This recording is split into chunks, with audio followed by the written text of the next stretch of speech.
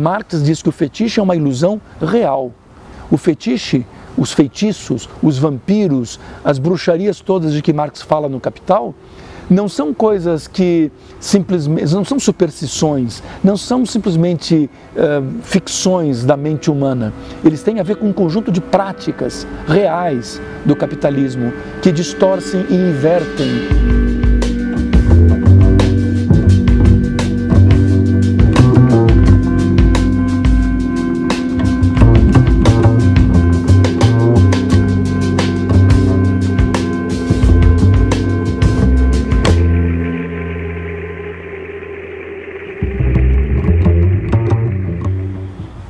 Bom, o conceito de fetichismo é um conceito chave para entender, então, a própria estrutura da obra do Marx como um todo. Quando eu estudei, então, esse conceito de representação e descobri, justamente lendo os manuscritos do livro 3, essa expressão modo de representação capitalista, eu me dei conta que isso é uma forma de expressar o próprio fetiche, o próprio fetichismo. Então, Marx explicita e fala claramente de fetiche em poucos momentos, especialmente no primeiro capítulo famoso, né, a mercadoria, em que ele fala do fetiche da mercadoria e fala também do fetiche do dinheiro, que é muito interessante, né? Ele aborda o fetiche do dinheiro nesse primeiro capítulo, naquela última seção do capítulo, quando ele fala do fetichismo da mercadoria. E depois ele vai falar de novo de fetiche só no livro 3, quando ele fala do capital a juros, ou capital portador de juros. Nesse momento ele está falando de novo a palavra fetiche. No entanto, o fetiche é uma coisa que se apresenta durante todo o livro, os livros 1, 2 e 3, ele é como que organizador do texto do Marx como um todo, né? E ele está estritamente relacionado com esse conceito de representação, né, que então me chamou muito a atenção pela polissemia do termo. Ele em geral, em alemão, ele já é polissêmico e na maneira com que o Marx aborda, ele tem mais sentidos ainda do que na linguagem normal, cotidiana da língua alemã. E justamente essa polissemia reflete a ideia do fetiche, ou seja, o fetiche é esse poder. A gente pensa sempre no fetiche da mercadoria, né? Esse poder que as mercadorias têm no mundo capitalista de fazer com que as pessoas se movimentem atrás das coisas, né? As pessoas corram atrás das coisas, vivam em função das coisas. Mais forte ainda é o fetiche do dinheiro, porque afinal as pessoas organizam a sua vida para ganhar dinheiro. Porque se não ganharem dinheiro, elas não têm como comprar e como ter poder aquisitivo no mercado. E, portanto, elas ficam fora, ficam marginalizadas, excluídas da própria sociedade burguesa. Mas esse conceito de fetiche é mais que isso. Já nessa passagem para o dinheiro, já aparece um descolamento do fetiche em relação às coisas. Não se trata simplesmente do ter e do ser, né, como é colocado muitas vezes num certo registro humanista.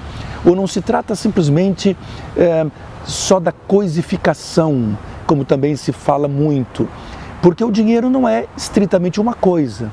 E embora no tempo do Marx o dinheiro ainda fosse basicamente o ouro, ou então as cédulas, né, resgatáveis ou imediatamente permutáveis por ouro, com o desenvolvimento do papel moeda ao longo do século XIX e depois do século XX, e o surgimento do dinheiro de crédito, os cartões de débito, de crédito e tudo isso, o dinheiro passa a ser algo muito mais imaterial, né, impalpável, e portanto o fetiche do dinheiro e o fetiche do capital aparecem muito dentro dessa dimensão da representação.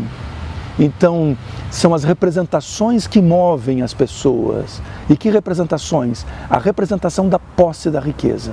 A pessoa pode não estar ainda de posse da riqueza, né? Ela tem um crédito, ela tem um título de propriedade, mas aquilo já dá a ela direito de participar na divisão do bolo do valor, na divisão do bolo da mais-valia, como Marx vai analisar no livro 3.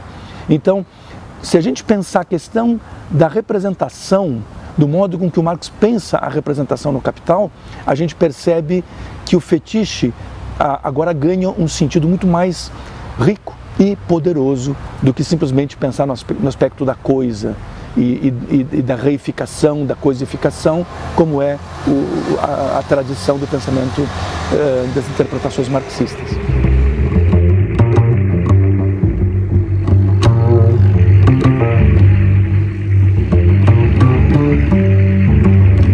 Esse conceito de modo de representação quer dizer, é uma palavra só em alemão, assim como o modo de produção é uma palavra só, né, Produktionsweise, Marx usa também Vorstellungsweise, né, uma palavra só.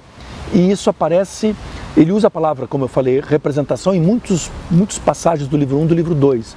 Mas no livro 3, em especial quando ele começa a falar do capital portador de juros, né, ele usa bastante essa expressão. Quer dizer, o capitalismo cria um conjunto de representações. Então, o modo de produção capitalista, ele cria um modo de representação capitalista. Agora, essa representação não é simplesmente um conjunto de ideias.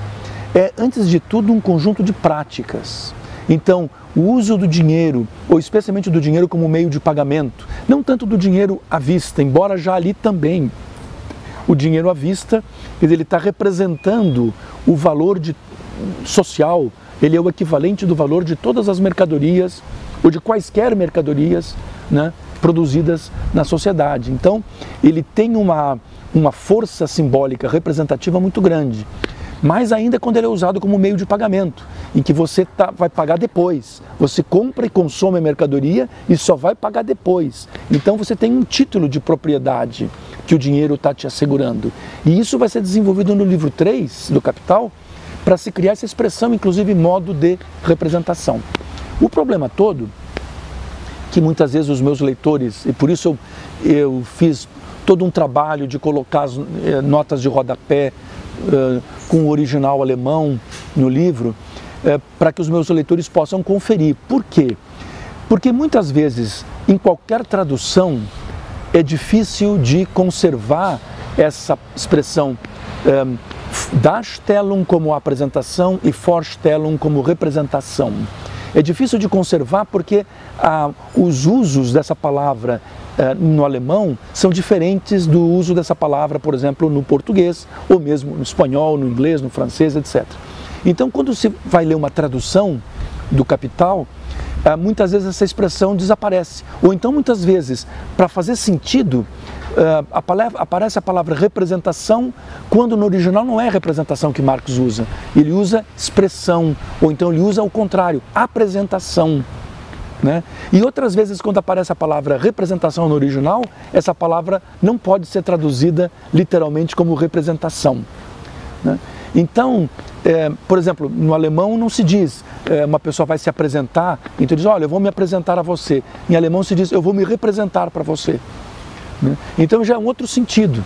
E tem, claro, tem uma certa correspondência também quando entra no aspecto da representação política, da representação teatral. Então tem um jogo aqui de semelhanças, de similitudes, mas também de diferenças importantes. O que acontece? Nas traduções, muitas vezes, desaparece essa expressão, né, modo de representação. Poderia não desaparecer, mas geralmente desaparece essa expressão.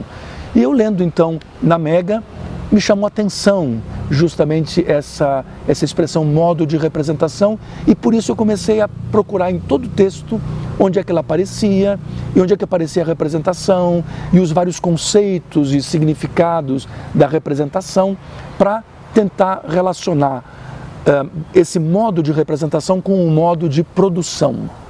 Como é que o capitalismo, então, no modo de produção capitalista, ele engendra representações práticas. O dinheiro como símbolo, como representação do equivalente do valor de todas as mercadorias. E a mesma coisa o capital-dinheiro e etc. Então, como é que a própria representação vai se tornando algo cada vez mais complexo e, portanto, mais fetichizado, com maior poder simbólico, mas um poder simbólico real. Marx diz que o fetiche é uma ilusão real. O fetiche, os feitiços, os vampiros, as bruxarias todas de que Marx fala no Capital, não são coisas que simplesmente, não são superstições, não são simplesmente ficções da mente humana. Eles têm a ver com um conjunto de práticas reais do capitalismo que distorcem e invertem o sentido, né, das coisas. São as mercadorias que, por exemplo, que atribuem valor ao dinheiro. E, no entanto, isso se inverte na prática, na representação prática, como se fosse o dinheiro que está dando valor às mercadorias. Isso Marx expõe já no comecinho do livro 1 do Capital. Então, esse modo de representação vai nos permitir entender, especialmente no livro 3, como é que esses fenômenos tão importantes da atualidade, como essa prevalência aqui do setor financeiro sobre o setor produtivo, industrial, etc., como é que isso está se dando? Como é que o capitalismo engendra isso? E engendra isso não só como um modo de produção, mas como um modo de representação da produção, em que muitas vezes não há produção, só existe uma representação de uma produção futura. Se especula a respeito de uma produção futura, né? Os preços atuais do petróleo, justamente nos mercados de futuros, são justamente preços, são precificados, quer dizer, não tem valor, porque não foi produzido ainda, e no entanto já está precificado numa espécie de representação da produção futura. E o capitalismo funciona hoje em dia assim, e o Marx trata exatamente disso no livro 3. O capitalismo cria a sua religião, e essa religião capitalista também tem a sua trindade, né? Só que em vez de Pai, Filho e Espírito Santo, né, como na trindade cristã, essa trindade no capitalismo é terra, trabalho e capital.